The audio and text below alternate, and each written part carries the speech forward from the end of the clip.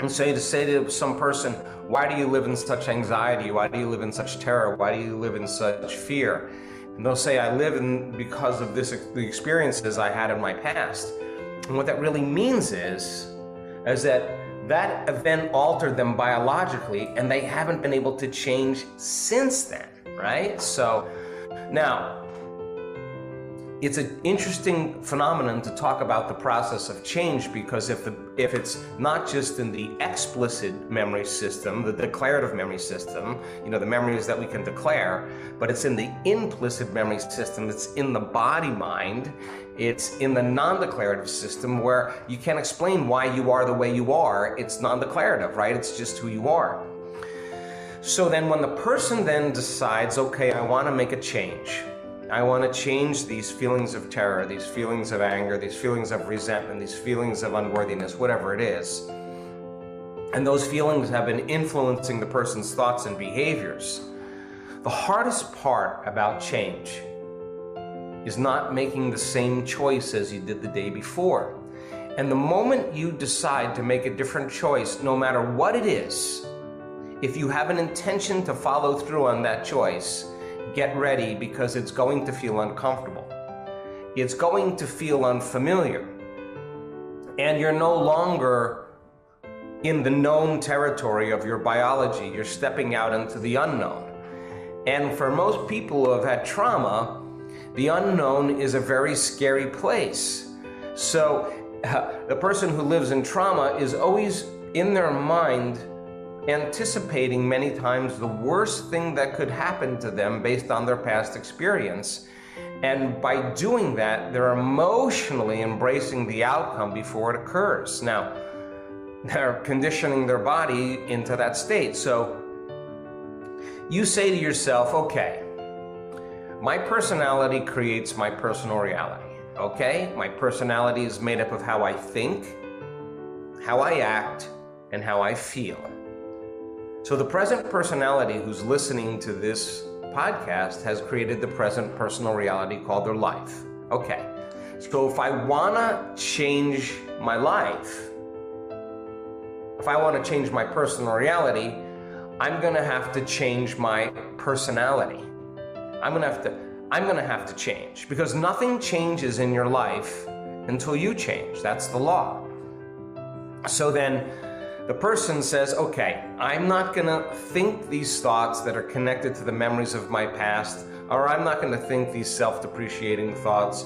I am not going to complain or blame or make excuses or feel sorry for myself or judge anybody.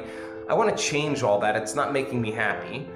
And these emotions of fear, of anxiety, of worry, depression, these emotions are emotions that are connected to my past.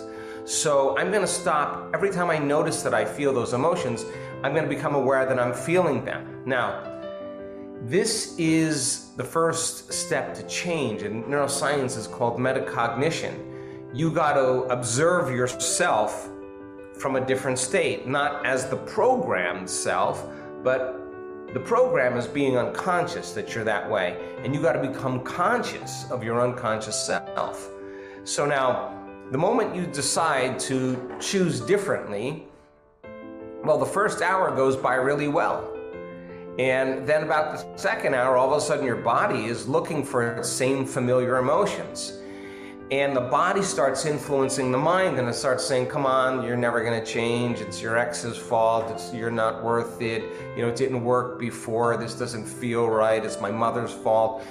All of those sub-vocalizations is the body trying to influence the mind to feel the same emotions so that you can return back to the same self, right?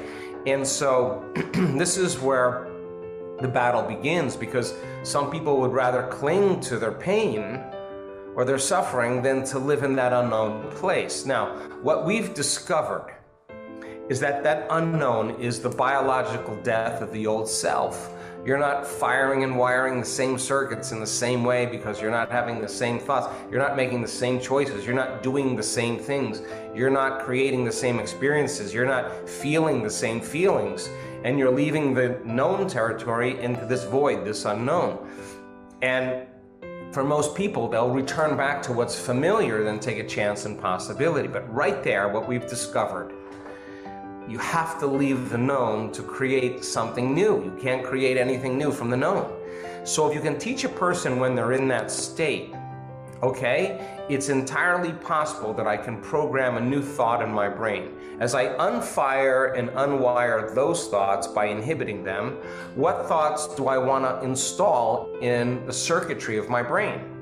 And if we taught you a way to do it and demystified the process so that it was no different than learning how to sew or learning how to dance the salsa, if you understood there was a formula for that and you, with intention and attention, started thinking about what you do want your brain to tell you, as you fire and wire those circuits, you begin to install hardware. Now, repetition of hardware in the brain creates software, and software is an automatic program, and all of a sudden, you start hearing the voice in your head that says, come on, believe in yourself. You actually can change. Hey, your life could get better. Stay open to possibility, whatever that thought is. When you have a thought, every time you have a thought, you make a chemical. And when you fire that thought, the brain produces a chemical, it signals the body for you to begin to feel exactly the way you were just thinking. So if you have a joyful thought, you make chemicals that make you feel joy. If you have a self-depreciating thought, your body switches on a different set of circuits in the brain and produces different chemicals and you feel unworthy. The problem is the moment we start feeling unworthy, the moment we start feeling unhappy, the moment we start feeling angry, the brain checks in with the body and the body causes the mind to think the same thoughts equal to how it's feeling. So then the person starts thinking more thoughts equal to that feeling, firing and wiring certain networks in the brain and sending the same into the body. So thoughts are the language of the brain and feelings are the language of our body, and how we think and how we feel creates our state of being. So it makes sense then that some people get caught in these loops of thinking and feeling and feeling and thinking for years on end. And the redundancy of that cycle, the thought and the feeling, an image or a memory and an emotion, a stimulus and response, is what conditions the body emotionally, like any conditioning process, to live in the past. Now the body is the objective mind. It doesn't know the difference between the real life experience that's creating that emotion and the emotion that the person is fabricating by thought alone. So most emotions are chemical records of the past.